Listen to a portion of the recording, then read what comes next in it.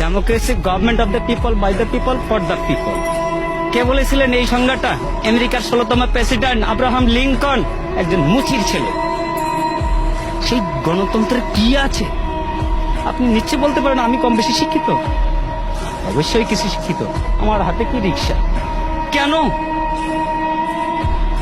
আমি ভালো কিছু করার কি আমার যোগ্যতা নাই, দক্ষতা নাই? আছে, কিন্তু আমার যাচাই বাছাই করার আমার প্ল্যাটফর্ম পাই।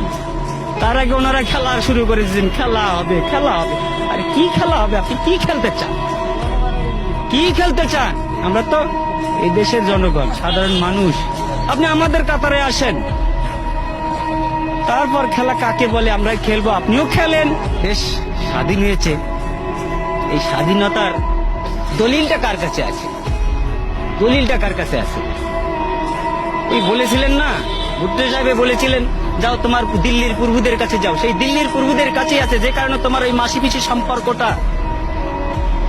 আমরা ইলিশ খেতে পারি না, তুমি পূজার সময় 35,000 টন দাও, বৈশাখে দাও, আর ইলিশ দিয়ে তোমরা খাইতে চাও।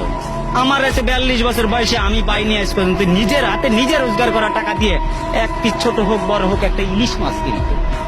আরে বৈশাখ মাসে আমরা ইলিশ দিয়ে পান্তাবো কোথার থেকে? লবণ দিয়ে তো খাওয়ার সুযোগ পাই না। মানুষের কমপক্ষে 5টা মৌলিক অধিকার আছে।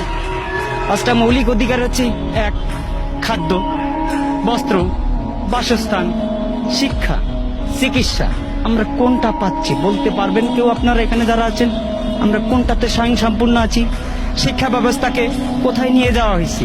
শিক্ষা ব্যবস্থাকে এমন একটা জায়গায় নিয়ে যাওয়া হয়েছে যেখানে ব্যবসা তো আছেই, কিন্তু শিক্ষা ব্যবস্থা, আগামীকাল থেকে পরীক্ষা আছে কিছু কিছু জায়গায়। আমার ছেলের জন্য আমি পরীক্ষার ফিস পাঠাই দিছি এই রিক্সা চালিয়ে। সেখানে দেখলাম যে বাবা তোমার পরীক্ষা কিভাবে হবে? বলতেছে 8-10 জন করে গ্রুপ নিয়ে হবে পরীক্ষা। এটা কোন ধরনের শিক্ষা ব্যবস্থা? 8-10 জন করে নিয়ে গ্রুপ নিয়ে পরীক্ষা হবে? একটা জাতিকে ধ্বংস করতে গেলে হিরোশিমার পারমাণবিক বোমার দরকার হয় না, শিক্ষা ব্যবস্থাটাকে শুধু ধ্বংস করে দিলেই যথেষ্ট। সেই ব্যবস্থাই করে